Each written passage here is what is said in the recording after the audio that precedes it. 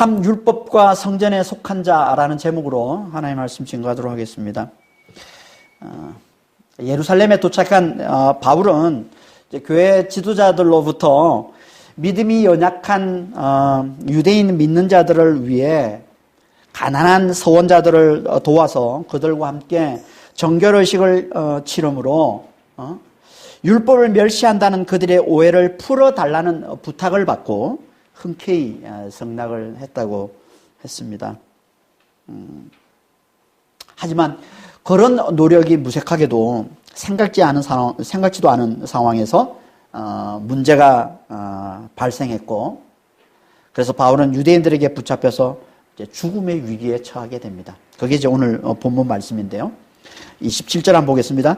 그 이래가 그의 참에 아시아로부터 온 유대인들이 성전에서 바울을 보고 모든 무리를 충동하여 그를 붙들고, 그러니까 성전에서 지금 이제 서원을 마치는 7일간의 정결 의식을 이제 끝마칠 무렵입니다. 그러니까 가난한 서원자를 도와서 이제 그들의 비용을 대주고 그들과 함께 이제 정결 의식을 치르는 거죠.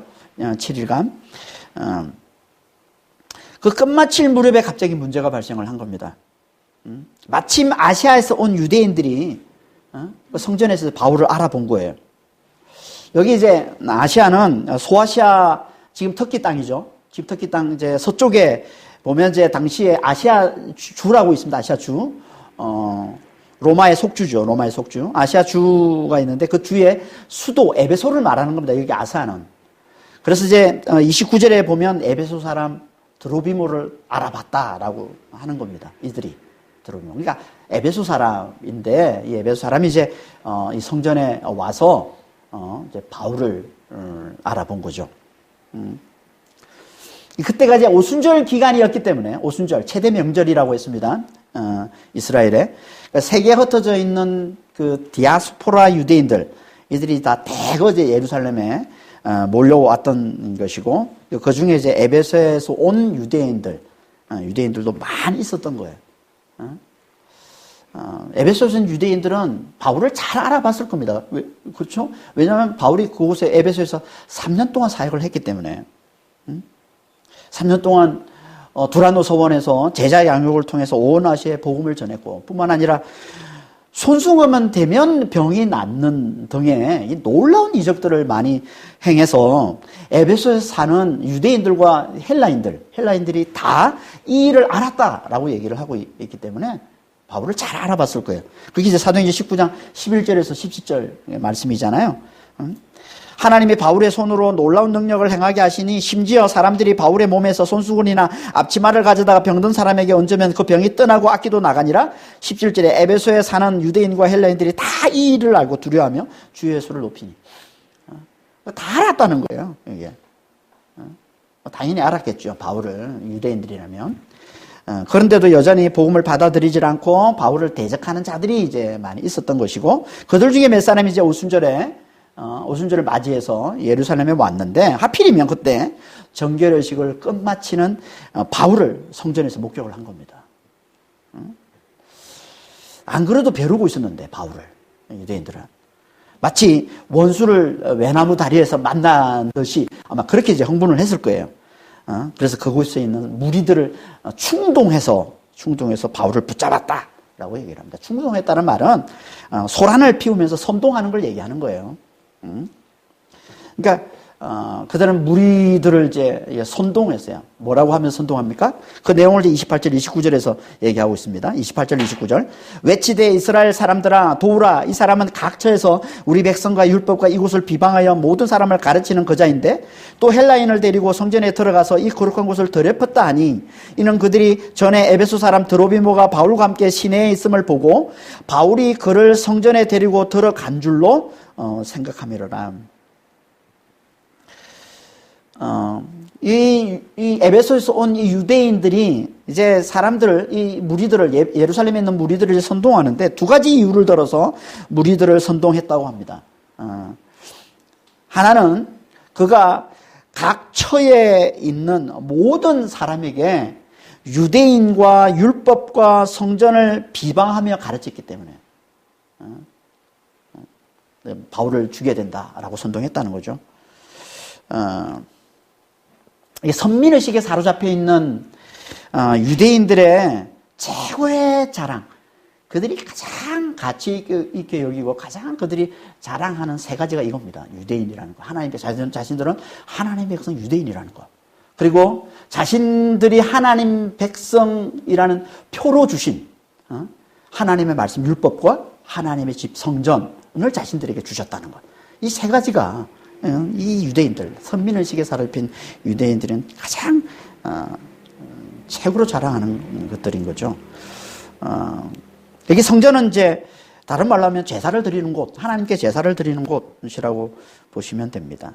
그러니까 피 흘림의 제사를 통해서만 하나님과 함께 살 수 있음을 보여주는 거죠. 그러니까 이 제사, 성전, 이건 다 뭘 예표하는 겁니까? 예수님의 십자가 사건을 예표하는 거예요. 예수님의 십자가. 이 제사가 지금은 예배라고 하는 거고, 그러니까 이 예배의 핵심은 예수의 십자가 사건인 겁니다.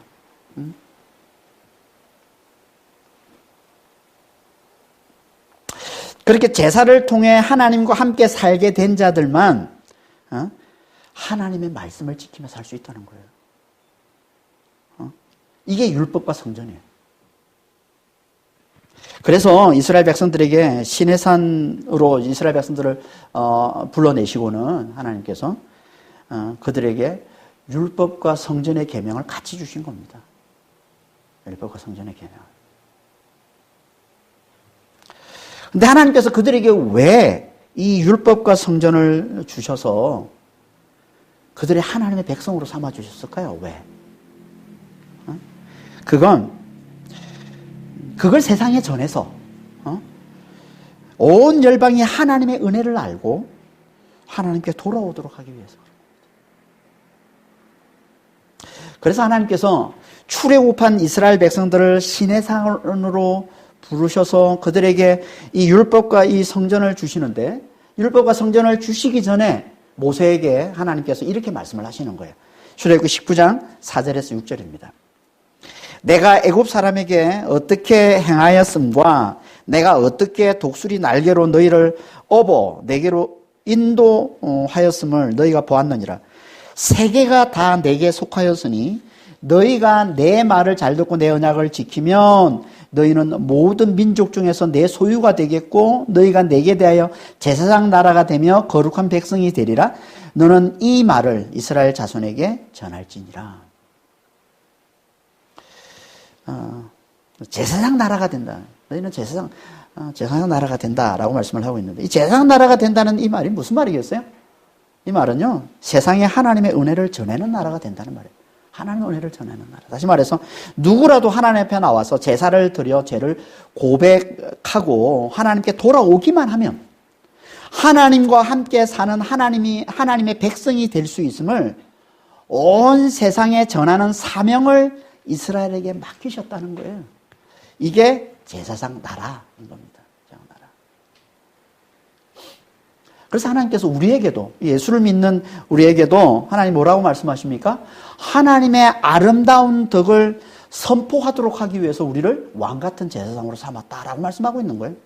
이게 베드로전서 2장 9절 말씀이잖아요. 너희는 택하신 족속이요 왕같은 제사장들이요 거룩한 나라요 그의 소유가 된 백성이니, 이 출애굽기 지금 19장 5절 말씀하고 지금 같은 말씀을 하고 있는 거죠. 우리에게, 예수를 믿는 우리에게 똑같은 말씀을 하고 있어요. 왕같은 제사장이요 거룩한 나라요 그의 소유가 된 백성이니 이는 너희를 어두운 데서 불러내어 그의 기이한 빛에 들어가게 하시니에 아름다운 덕을 선포하게 하려 하시니라. 왕같은 제사장, 거룩한 백성, 하나님의 소유된 백성으로 삼으신 목적을 말씀하고 있는 거예요. 그 목적이 뭐냐면 하나님의 아름다운 덕을 선포하도록 하기 위해서 온 열방에. 아름다운 덕이 뭐라고요? 어둠에서 불러내어 기이한 빛에 들어가게 하시는 거예요. 이게 뭐예요? 사망에서 우리를 건져내셔서 하나님의 그 영원한 생명을 누리도록 해주신 걸 얘기하는 거예요. 이 아름다운 덕이라는 말이 이게 하나님의 탁월함을 얘기해요. 하나님의 탁월함, 하나님의 뛰어나심. 다른 말로 하면 하나님의 놀라운 은혜를 얘기하는 겁니다. 이 아름다운 덕이. 그러니까 우리를 사망에서 건져내셔서 하나님의 그 영원한 생명을 누리도록 해주신 이 하나님의 이 놀라운 은혜를 온 열방에 전하도록 하기 위해서 하나님이 우리를 하나님의 당신의 거룩한 백성, 왕같은 제사장 소유된 백성으로 하나님이 우리를 삼으셨다는 얘기예요. 같은 말씀을 하고 있는 거예요. 그러니까 이스라엘 백성들도 이스라엘 백성을 제사장 나라로 하나님께서 삼으셨다는 말씀도 같은 말씀을 하고 있는 겁니다. 그러니까 이게 하나님께서 이스라엘을 당신의 백성으로 삼으셔서 율법과 성전을 주신 목적이라는 겁니다. 율법과 성전을 주신 목적. 그런데 이스라엘 백성들은 세상을 섬기라고 준 그 율법과 성전으로 어떻게 합니까? 그걸 가지고 세상으로부터 자기를 구별하고 자랑하는 도구로 삼아버린 거죠. 세상을 섬기라고 준 그 율법과 그 성전을 가지고 오히려 세상으로부터 담을 쌓고 자기들을 세상과는 다른 차별된 존재, 구별된 존재로 여기고 그러면서 자기들을 자랑하는 도구로 삼아버리는 거예요. 자기들은 하나님의 택한 선민이라는 의식에 사로잡혀서 다른 모든 열방들을 판단하고 멸시하고 무시하는 도구로 삼아버리더라는 거예요. 이걸 가지고. 이걸 보신 하나님께서 어떻게 했어요? 그래서 하나님께서 구약의 율법과 성전을 허물어 버리시고 새 언약으로, 신약으로, 새 언약으로 하나님께서 새롭게 율법과 성전을 세워주시는데 그게 뭡니까? 그분이 바로 참 율법과 성전이 되시는 그리스도를 우리에게 보내주시는 겁니다. 참 율법과 성전이 되시는 그리스도. 이걸 말씀하고 있는 게 이제 히브리서 8장에서 10장까지 말씀해요. 8, 9, 10장이 다 결국은 율법과 성전을, 구약의 율법과 성전을 하나님이 허무시고 새 율법과 성전을 하나님께서 우리에게 세워주셨는데 그분이 바로 그리스도이심을 나타내는 말씀을 8장, 9장, 10장에 걸쳐서 히브리서 말씀을 하고 있습니다. 그걸 압축하면 이제 그 10장 8절에서 10절까지 말씀해요. 그게 압축한 말씀이에요. 그래서 8절에서 히브리서 10장 8절에서 10절까지 말씀을 보면 이렇게 말씀하고 있는 거죠. 말씀하시기를 제사와 예물과 번제와 속죄제를 속죄제는 원치도 아니하고 기뻐하지도 아니하신다 하였으니 이는 다 율법을 따라 드리는 것이라. 그 뒤에 그 후에 말씀하시기를 보시옵소서. 내가 하나님의 뜻을 행하러 왔나이다 하였으니 그 첫째 것을 폐하시면 둘째 것을 세우려 하심이라. 이 뜻을 따라 예수 그리스도의 몸을 단번에 들이심으로 말미암아 우리가 거룩함을 얻었노라. 그러니까 첫째 것, 이게 구약의 율법과 성전을 말씀하고 있는 거고요. 그걸 허무시고 새롭게 참 성전, 참 율법, 참 성전을 하나님이 세우셨는데 그분이 바로 그리스도시다라고 말씀해요. 그러니까 그리스도 안에서 참 율법, 참 성전을 세우셨다는 겁니다. 그걸 좀 더 구체적으로 말씀하면 그게 뭡니까? 참 율법이 뭐예요? 그게 그리스도의 법이에요. 그리스도의 법. 그리고 산상수훈인 겁니다. 예수님께서 말씀하신 그리스도의 법을 압축해서 말씀하고 있는 게 산상수훈의 말씀이잖아요. 그리스도의 법. 산상수훈. 그걸 또 압축하면 그게 사랑의 법인 거예요. 사랑의 법. 이게 그리스도의 법, 그러니까 참 율법인 그리스도의 법인 것이고, 그리고 그리스도께서 희생 제물이 되어 죽으시고 부활하셔서 세우신 성령의 임재, 이게 참 성전인 거예요. 그래서 고린도서 3장 16절에 보면 뭐라고 그래요? 성령이 우리 안에 거하시니 우리가 성전이라고 말씀합니다. 성령이 거하시는, 너희는 성전이 아니냐? 성령이 거하시는 성전. 그래서 참 성전. 성령의 임재가 참 성전인 거예요. 그러니까 이게 무슨 말이에요? 그래서 사실 그리스도 안에서 참 율법과 참 성전을 세우셔서 우리에게 주셨다고 말씀하고 있는데 이게 곧 무슨 말입니까? 이 말은 곧 이런 말이에요. 예수의 십자가와 부활을 믿음으로 성령을 받아 그 성령의 능력으로 그리스도의 법을 이루는 걸 말하는 겁니다. 이게 새 언약으로 신약에서 새롭게 율법과 성전을 지키는 삶인 거예요. 신약에서. 이걸 다른 말로 복음이라고 하는 겁니다. 복음이라고 하는 거예요. 그러니까 그리스도 안에서 그리스도의 십자가 부활을 믿음으로 성령을 받아서 그 성령의 능력으로 그리스도의 법을 이루는 삶을 사는 이것, 살게 된 이것, 이게 복음인 거예요. 성령께서 이 복음을 깨달은 우리를 뭐로 삼아서? 영적 이스라엘, 제사장 나라, 왕 같은 제사장으로 삼아서 열방에 이 복음을 전하게 하심으로 구약의 이스라엘 백성들이 실패한 하나님의 뜻을 이루어 가시는 겁니다. 구약의 이스라엘 백성이 실패했잖아요. 그걸 하나님께서 그리스도를 보내서 그리스도 안에서 참 율법, 참 성전을 지키며 살아가는 우리, 이 복음을 붙들고 살아가는 우리를 통해서 하나님의 뜻을 이루어, 구약의 이스라엘 백성들이 실패한 그 일을, 그 하나님의 뜻을 우리를 통해서 이루어가고 계시는 거죠. 그래서 바울을 이방인의 사도로 삼아서 열방에 이 복음을 전하게 하신 겁니다. 하지만 이 복음을 알지 못하는 유대인들은 여전히 이제 하나님께서 아무 관심도 없는, 그들이 다 자기 자랑의 도구로 변질시켜 버린, 그 눈에 보이는 이 문자적 율법과 이 성전 건물에만 사로잡혀 있기 때문에 그들은 그 복음을 전하는 바울을 어떻게 여깁니까?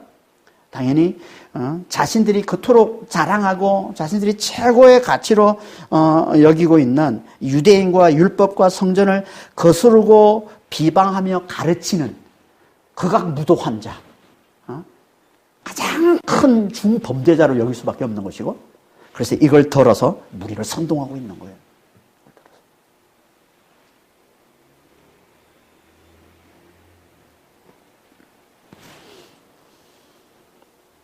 또 한 가지 이 에베소에서 온 이 유대인들이 무리들을 선동하는 또 한 가지 이유가 있는데, 그게 뭡니까? 그 헬라인을 데리고 성전에 들어와서 성전을 더럽혔다는 겁니다. 하지만 이건 오해예요.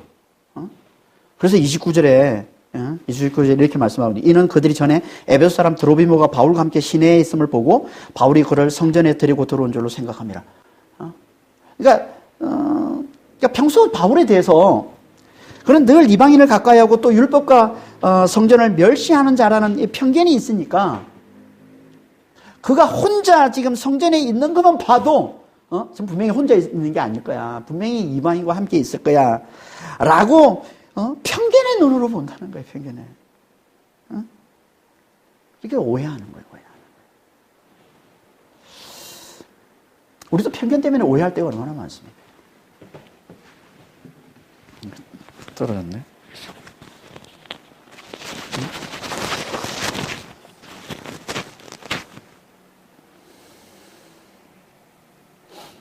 왜 편견을 하죠? 왜 우리에게 이게 편견이 있습니까? 당연히 그건 교만 때문이죠. 우리가 저 사람을 너무나 잘 안다. 내가 저 사람을 잘 알아. 잘 알아. 매번 보지도 않고서 그냥 우리가 이렇게 보고서 그냥 인상만 보고서도 잘 아는 것처럼 우리가 착각하는 이 교만. 이 교만 때문에 우리는 편견에 사로잡히게 되고, 그래서 결국 큰 낭패에 빠질 때가 우리가 얼마나 많습니까? 이걸 잘 보여주는 그 소설이 하나 있는데, 그게 뭐냐면 그게 장발장이에요. 레미제라블. 레미제라블. 장발장에 보면 주인공이 이제 장발장하고 자벨 형사잖아요. 그 자벨 이 형사가 이 교만과 이 편견에 사로잡혀서 장발장 빵을 훔쳐서 이제 감옥에 들어온 이 장발장을 보고서는 쟤는 뼛속까지 악한 자, 뼛속까지 범죄자, 죄인이라는 의식을 갖고 있어요. 그래서 그가 출소당한 후에도 계속 장발장을 쫓아다니면서 분명히 또 큰 죄를 범할 거라고 여기고 계속 장발장을 쫓아다니죠. 그렇게 교만과 이 편견에 사로잡혀서 그렇게 장발장을 괴롭히고 못살게 굴고 했던 그 자벨이 결국 어떻게 됩니까? 장발장으로부터 목숨을 구명받는 너무나 엄청난 은혜를 입게 되죠. 근데 그걸 감당을 못해서, 그걸 견디지는 못하고, 자기가 그렇게 미워했던 그 장발장으로부터, 목숨을 구원받는 이 은혜를 빚었다는 걸 견디지 못하고 자살하고 말죠. 이게 조만과 이 편견에 사로잡혀 있는 게 이게 얼마나 참 악한 것인지를 우리가 잘 보여주고 있는 이야기죠. 그래서 예수님도 그러시잖아요. 나사렛의 예수님의 고향, 나사렛에 있는 사람들이 편견에 사로잡혀서 예수님을 믿지 못하고 그래서 그곳에 능력이 나타나지 않았다고 말씀하고 있잖아요. 편견에 사로잡혀서. 목수의 아들이다. 쟤는 목수의 아들인데? 그리고 저 가족들은 우리 너무 잘 아는데? 이 편견에 사로잡히니까 예수님이 뭘 얘기해도 그게 하나님이 보내신 메시아의 메시지로 듣지를 못하고 목수의 아들이 편견에 사로잡히니까 믿음을 믿지를 못하는 거예요. 그러니까 능력이 나타나지는 않는 거죠. 그래서 예수님께서 이렇게 말씀하시잖아요. 마태복음 13장 57절에 선지자가 자기 고향과 자기 집 외에서는 존경을 받지 않음이 없느니라. 무슨 말이에요? 선지자라도 아무리 세상이 존경하고 아무리 세상에 따르는 선지자라도 자기 고향에서는 존경을 받지 못한다는 거예요. 왜? 고향 사람들은 편견에 사로잡혀 있으니까. 어릴 때부터 봐왔는데 내가 어릴 때 아는데 코 질질 흘리고 이렇게 맨날 말씀 피우고 하던 거 내가 알고 있는데 그런 눈으로 보니까 선지자가 하는 말이 와닿질 않는 거예요. 받아들이지를 못하는 거예요. 편견에 사로잡혀 있으니까. 그걸 믿지는 못하는 거죠. 그래서 결국 멸망당하고 마는 거예요. 그러니까 우리도 진짜 편견에 사로잡히지 않도록 진짜 조심해야 되는 게 맞네요. 제발 잘 안다고 착각하지 마세요. 내가 오랫동안 봐왔는데 저 사람 분명히 저런 사람일 거예요. 저 사람 분명히 이런 사람일 거예요. 제발 착각하지 마세요. 정말 우리는 겸손해야 됩니다. 특별히 성령 받은 사람, 특별히 성령 안에 있는 사람은 진짜 우리가 조심해야 됩니다. 정말 판단하지 않도록, 잘 안다고 착각하지 않도록 정말 조심해야 됩니다. 성령 받은 사람은 어떤 사람이냐면요, 옛 모습이 남아있는 새 사람이에요. 성령 받은 사람은. 그러니까 옛 모습이 남아있긴 있어요. 보이긴 해요. 근데 그 사람은 완전히 새 사람이 돼요. 그 안에 성령께서 함께 하시고 성령께서 임하시고 다스리시고 역사하시는 완전히 새 사람이 된 자예요. 그런 자를 우리가 마치 옛 모습만 보고서 저 사람 저런 사람이니까 착각하면 우리는 큰 낭패를 겪을 수밖에 없는 겁니다. 우리는 진짜 이 교만과 이 편견에 사로잡히지 않도록 늘 하나님 앞에 정말 겸손하도록 하나님 앞에 구해야 됩니다. 이렇게 교만과 편견과 이 오해에서 비롯된 이 에베소에서 온 이 유대인들의 이 선동에 예루살렘 사람들이 다 눈이 뒤집혀서 바울을 죽이려 덤벼듭니다. 이게 이제 30절, 31절 말씀, 31절 앞부분 말씀이죠. 온 성이 소동하여 백성이 달려와 모여 바울을 잡아 성전 밖으로 끌고 나가니 문들이 곧 닫히더라. 그들이 그를 죽이려 할 때.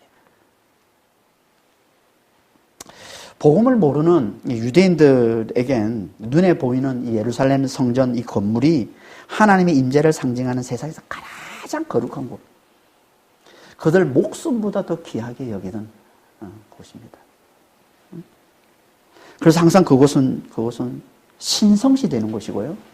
절대 이방인들의 출입이 허용되지 않는, 이방인의 출입은 철저하게 금지된 그런 곳이었던 겁니다. 이걸 잘 알았기 때문에 로마 당국에서도 이 유대인들을 달래기 위해서 이걸 받아들인 거예요. 그래서 거기 성전에 가보면 이 경고판이 붙어 있습니다.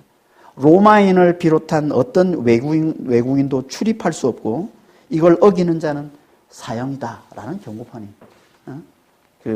옛날에 유대인 뜰하고 이방인 뜰이 있는데 그 사이에 벽에 이 경고판이 붙어 있었던 겁니다. 그런데 그곳을 바울이 지금 이방인을 데리고 들어갔다고 하니 온 성이 흔들릴 정도로, 여기 온 성이 소동했다고 되어 있는데 이 소동하는 이 단어가 이게 키네하고 뭐냐면 움직이다는 뜻이에요. 그러니까 온 성이 움직일 정도로, 온 성이 막 흔들릴 정도로 사람들이 이 예루살렘에 있는 사람들이, 유대인들이 막 분노해서 몰려드는 거예요, 지금. 그래서 바울을 잡아서 성 밖으로 끌고 가서 죽이려 했다는 겁니다.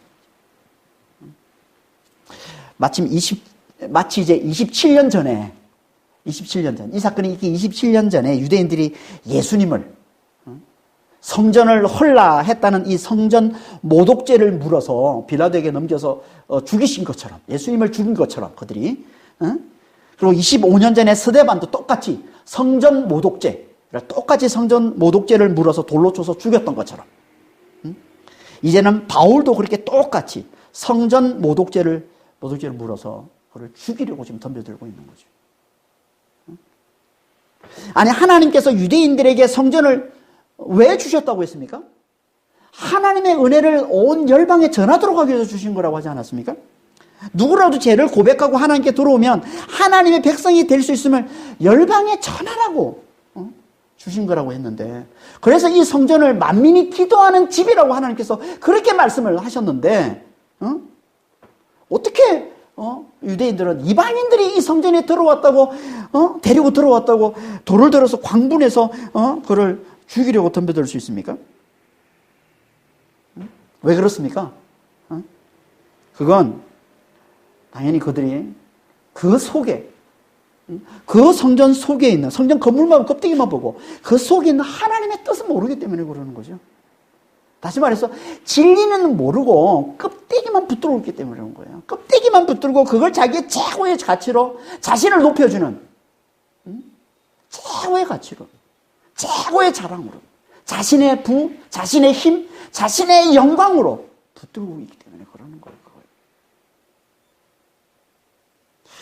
우리도 마찬가지입니다. 진리를 모르고 껍데기만 붙들고서 그걸 자기의 최고의 자랑으로, 그걸 자기의 힘, 자기의 영광, 자기의 부로 여기고 붙들고 있으면 우리도 그렇게 똑같이 그걸 위해서, 그걸 지키기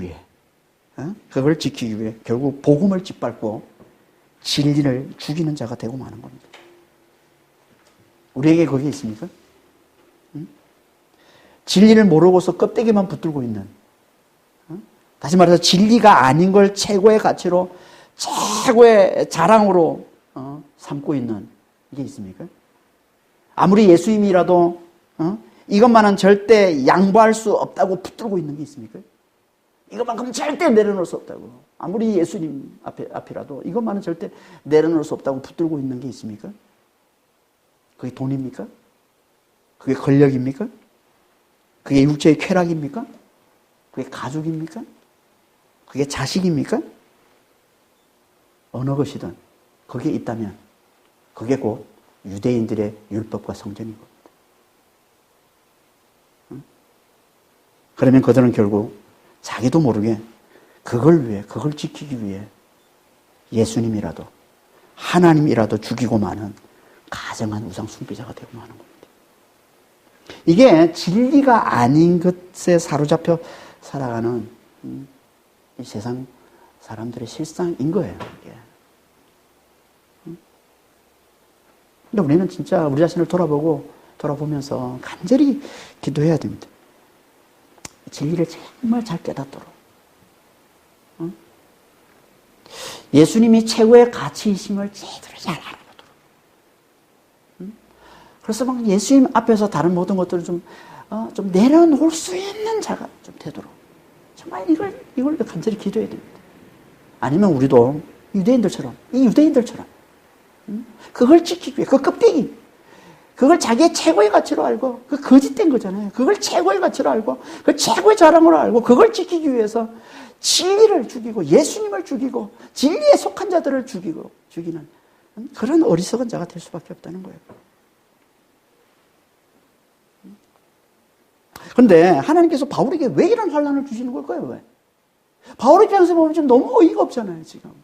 바울은 지금 교회를 위해서 선한 의도로 그 연약한 유대인 성도들과 함께 정결의식을 치는 것밖에 없는데, 느닷없이 자기를 알아보는 에베소 출신의 유대인들이 나타나서는 자기도 하지 않은 짓, 이 이방인을 성전에 끌어들였다고 오해해서 무리를 선동하고, 그래서 온 무리가, 예루살렘에 온 무리가 벌떼처럼 일어나가지고 자기를 죽이려 들은 이 끔찍한 혼란을 당하는, 진짜 너무 어이없잖아요. 왜 하나님께서 이런 환난을 지금 바울에게 주시는 걸까요? 왜?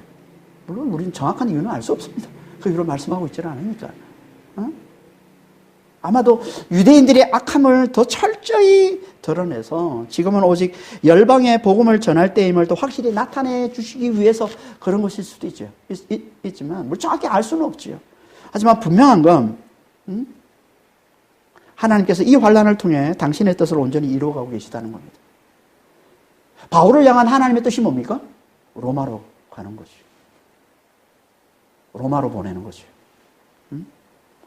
그러니까 모든 걸 아시는 하나님이 보시기에 로마로 가는 가장 선한 길이 이 길이라는 거야. 가장 선한 길이. 그래서 하나님께서 지금 이 환난을 겪게 하신다는 거예요. 그러니까 우리 하나님은 모든 걸 합력해서 선을 이루시는 하나님이세요. 로마서 8장 28절 말씀이에요. 하나님을 사랑하는 자 곧 그의 뜻대로 부르심을 입은 자들에게는 모든 것이 합력해 선을 이루는 거예요. 우리가 보기에는 환난처럼 보이고 우리가 보기에는 이건 뭐 완전히 아닌 것처럼 보이는 그런 환난, 그런 것조차도 하나님께서는 다 보고 계셔서 반드시 뭘 이루신다? 선을 이루신다는 거예요. 선을. 그러니까 하나님께서는 지금 로마로 가는 바울이 로마로 가는 가장 선한 길이 지금 이거라는 거예요. 전혀 그렇게 보이지 않는, 지금 죽을 것 같더니 끔찍한 환난을 당하고 있는 이런 상황.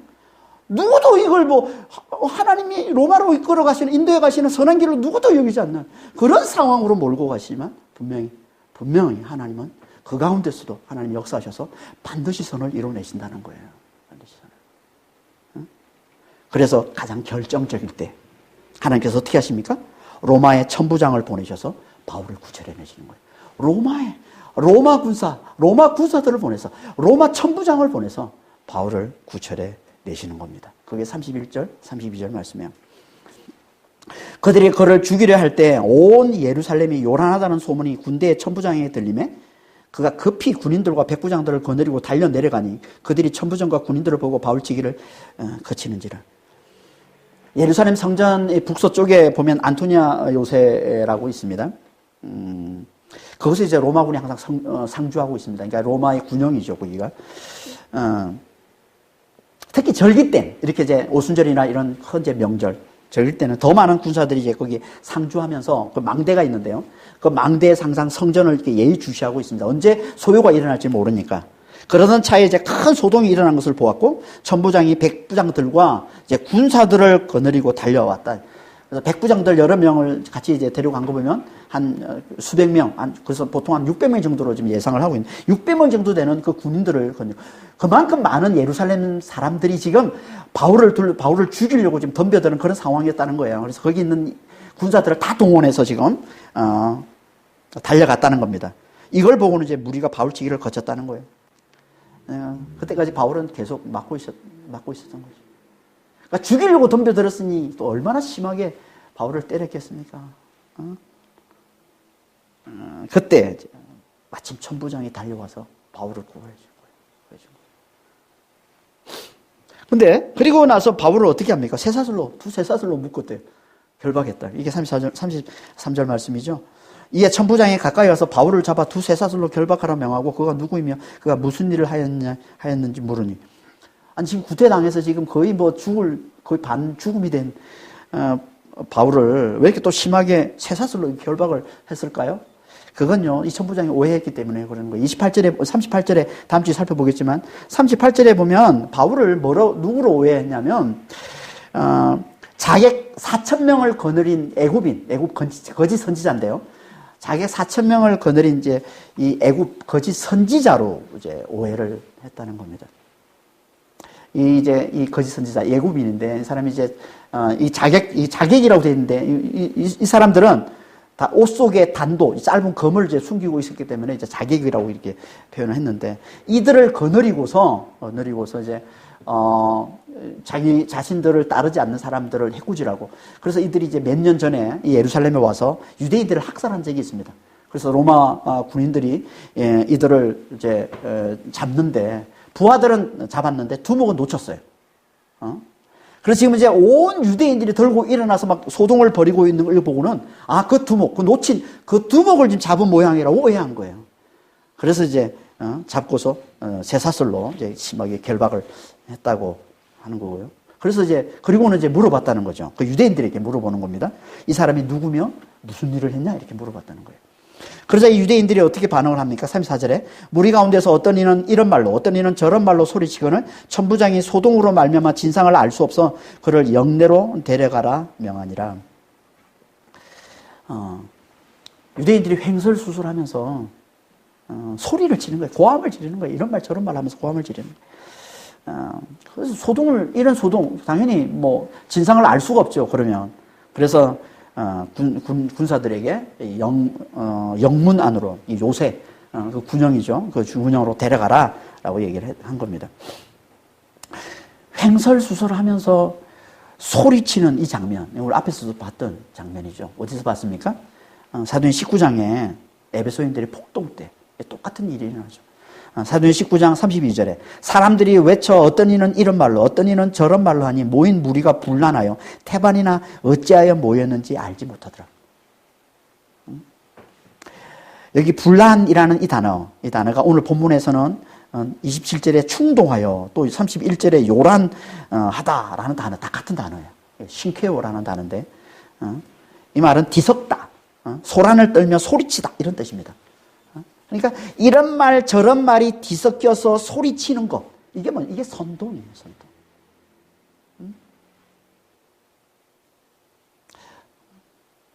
이렇게 사람들의 본능을 자극해서 이 선동을 조장하는 자들 이들이 누굽니까? 이들이 거짓 선지자죠. 거짓 선지자들이 진리를 대적하는 전형적인 수법이라고 그랬습니다. 그래서 항상 이 선동해서 예수님을 죽일 때도 무리들을 이 유대인들을 선동하고 또 바울을 또 예수의 제자들을 이렇게 또 죽이려 할 때도 또 선동하고 에베소에서도 그렇고 또 여기 예루살렘에서도 그렇고 항상 이 거짓 선지자들이 진리를 대적하는 전형적인 수법이에요. 선동. 그리고 사람들은 여기에 너무 잘 넘어간다는 거예요. 이렇게. 선동에.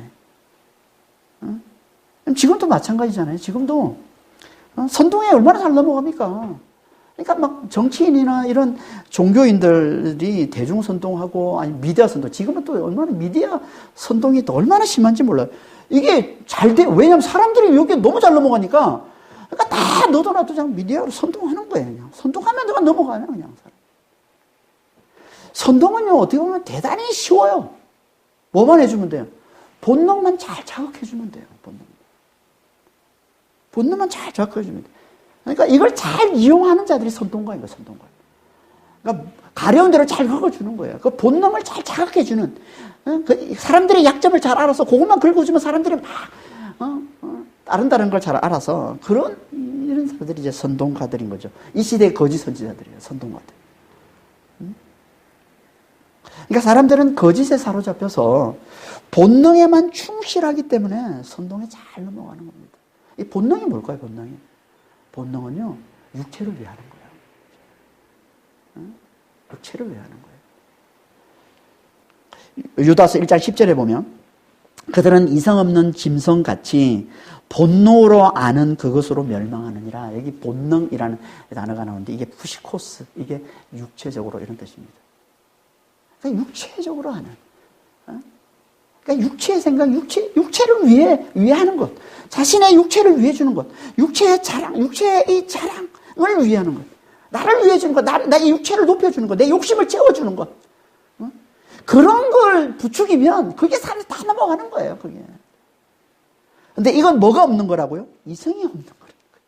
그런 건 이성이 없는 짐승과 같아요. 본능으로 따라 사는 자, 육체를 위해서 살아가는 자, 육체의 욕심만을, 육체의 자랑만을 위해 살아가는 자들은 이성 없는 짐승과 같다는 거예요. 이성이 없는 거라는 거예요. 이성이 뭡니까?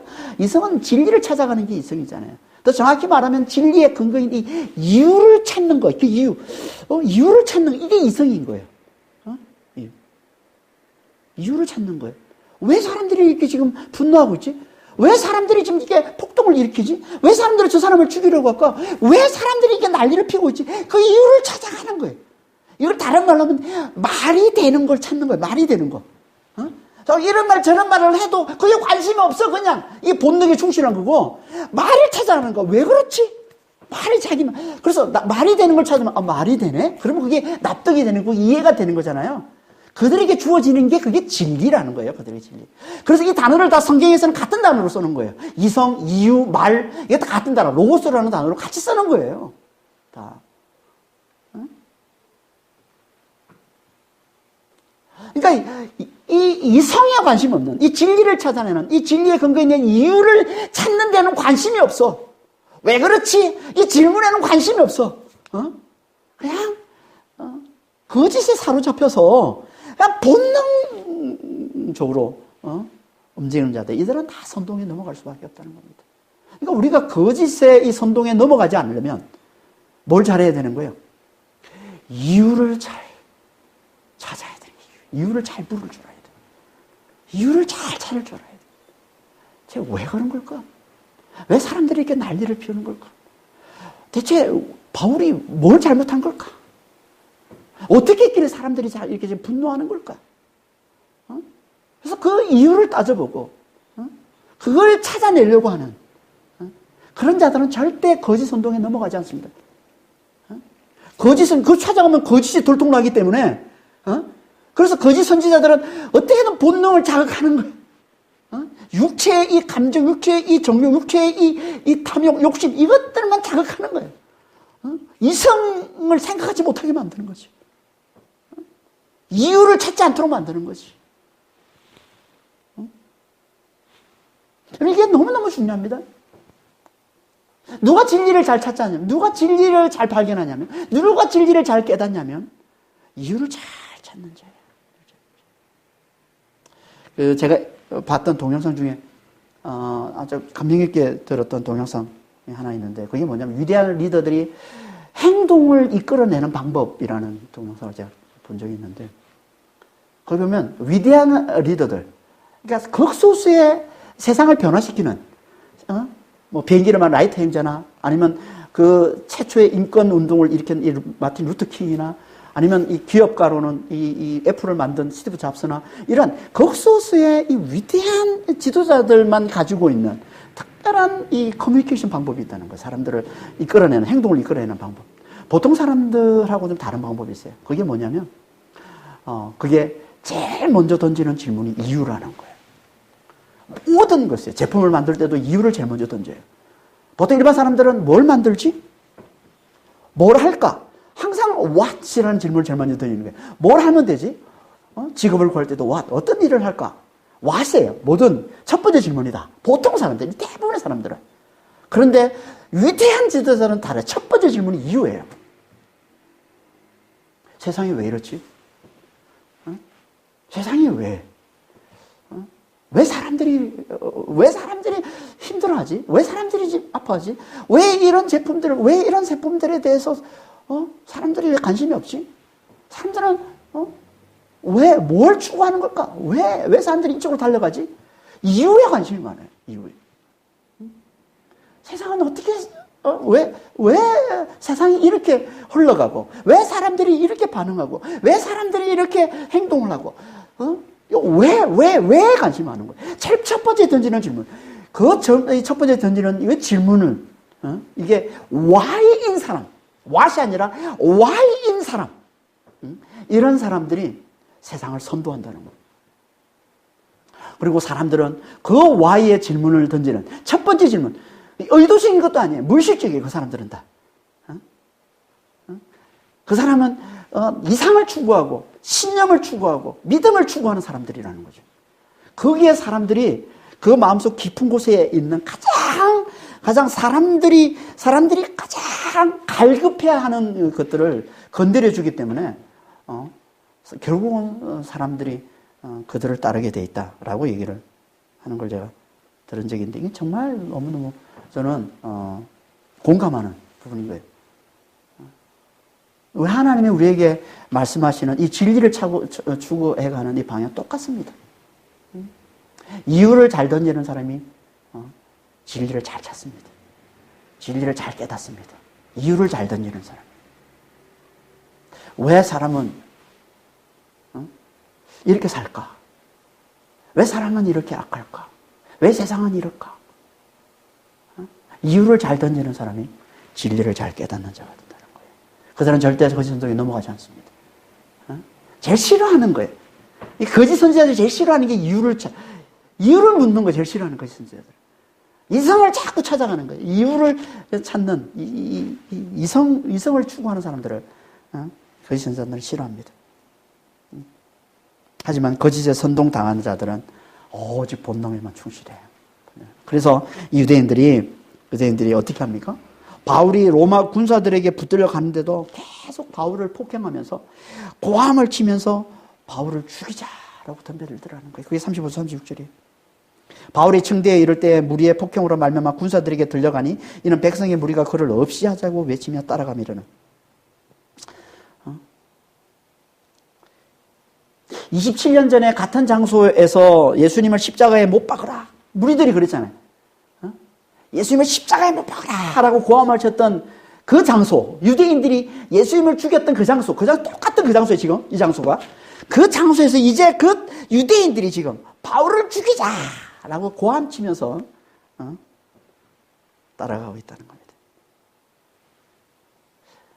이 거짓에 사로잡혀 있는 자들은 바뀌지는 않습니다. 변하지 않습니다. 어떻게 해서든 진리를 내라라고 애쓸 뿐인 거죠. 어떻게 해서든 지금도 마찬가지입니다. 지금도 마찬가지예요. 이 거짓의 아비, 이 마귀가 다스린 이 세상은요, 항상 이런 모양, 저런 모양으로 온갖 환난과 핍박과 유혹으로 진리에 속한 자들을 어떻게 해서든 멸하려고 해요. 어떻게 해서든 무너뜨리려고, 어떻게 해서든 없애려고 그렇습니다. 지금도 이 전염병으로, 이 전염병에 일어나는 이런 일들에서 이게 환난이죠. 이런 환난, 이런 유혹으로 인해서 실제로는 진리에 속한 자들을 멸하려고 하고 진리에 속한 자들을 무너뜨리려고 하는 이런 모습들이 얼마나 많이 나타나고 있습니까? 이게 거짓에 사로잡혀 있는 세상의 모습인 거죠. 절대 무너지지 않습니다. 왜? 진리의 주인이신 하나님이 살아계시기 때문에.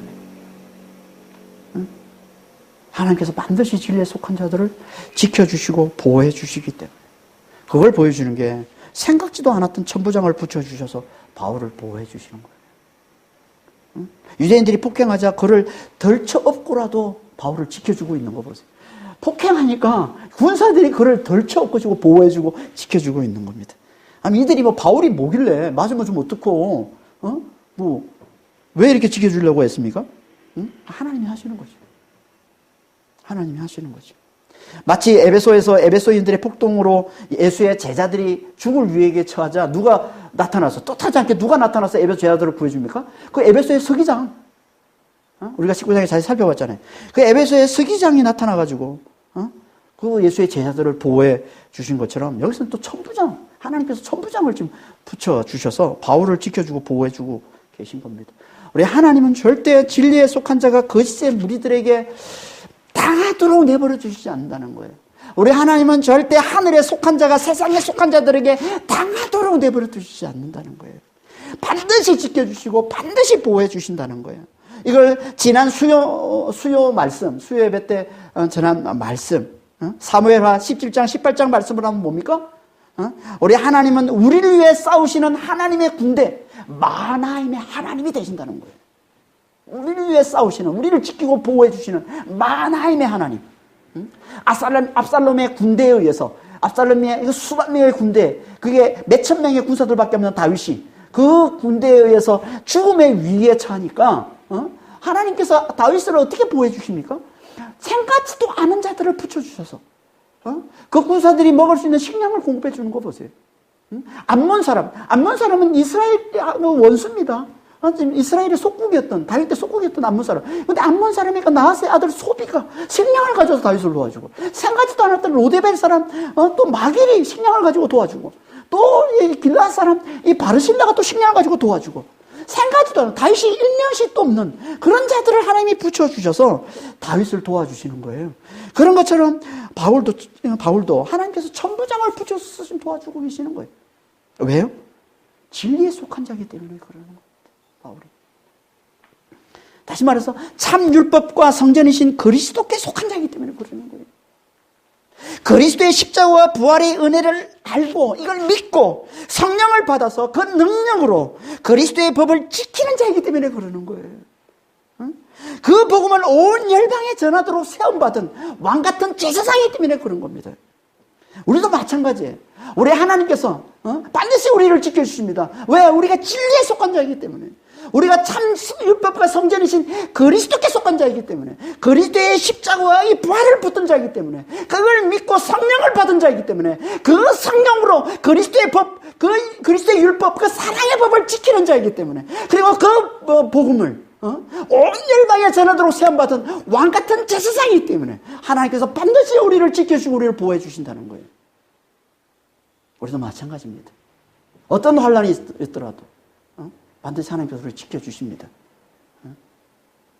우리가 그리스도 안에만 잘 머물고 있다면, 우리가 그리스도만 잘 붙들고 있다면, 그리스도의 십자가와 부활만 잘 붙들고 있다면, 참 율법과 성전이신 그리스도만 잘 붙들고 있다면, 그 십자가와 부활의 그 복음만 잘 붙들고 있다면, 우리가 성령을 받아서 성령의 인도함을 잘 구하고 있다면, 우리 하나님은 책임지시고, 다윗을 구해주신 것처럼, 바울을 구해주신 것처럼, 예수의 자들을 구해주신 것처럼 책임지시고 반드시 우리를 구해주십니다. 지켜주시고 보호해주십니다. 어떤 환난 가운데 있다 할지라도. 우리는 그리스도 안에, 참 율법과 성전이신 이 그리스도 안에 잘 거하는 자가 되면 됩니다. 그리스도 십자가와 부활을 잘 붙드는 자가 되면 됩니다. 그런 믿음의 성도들이 다 되시길 예수님으로 축원합니다. 기도하겠습니다. 하나님 아버지, 세상엔 거짓에 사로잡혀 본능에 충실한 자, 그 진리가 아닌 걸 최고의 가치, 최고의 자랑으로 붙들고 살아가는, 그래서 진리에 속한 자들을 대적하고 핍박하는 자들이 얼마나 많은지 모릅니다, 주님. 하지만 하나님께서는 진리에 속한 그들, 곧 참 율법과 성전이신 그리스도께 속하여 그리스도의 십자가와 부활의 그 복음을 잘 듣고 잘 깨달아 성령을 받아 성령의 능력으로 그리스도의 그 법을 잘 지키는, 그리고 성령께 이끌려서 그 복음을, 그 은혜의 복음을 열방에 전하도록 세움받은 왕같은 제사장된 이 삶을 잘 살아가는 우리를 어떤 환난에서도, 어떤 어려운 가운데서도 반드시 지켜주시는 하나님의 하나님 되심을 오늘 바울을 통해서 저에게 다시 한번 깨우쳐주시니 너무나 감사합니다, 주님. 오직 우리는 그리스도 안에, 진리신 그리스도 안에, 참 율법과 성전이신 그리스도 안에 잘 거하는 자가 될 수 있도록 저희들 한 영혼 한 영혼, 한 가정 한 가정 주님 축복하시고 주님 인도하여 주시옵소서. 감사하며 우리 주 예수 그리스도로 기도합니다.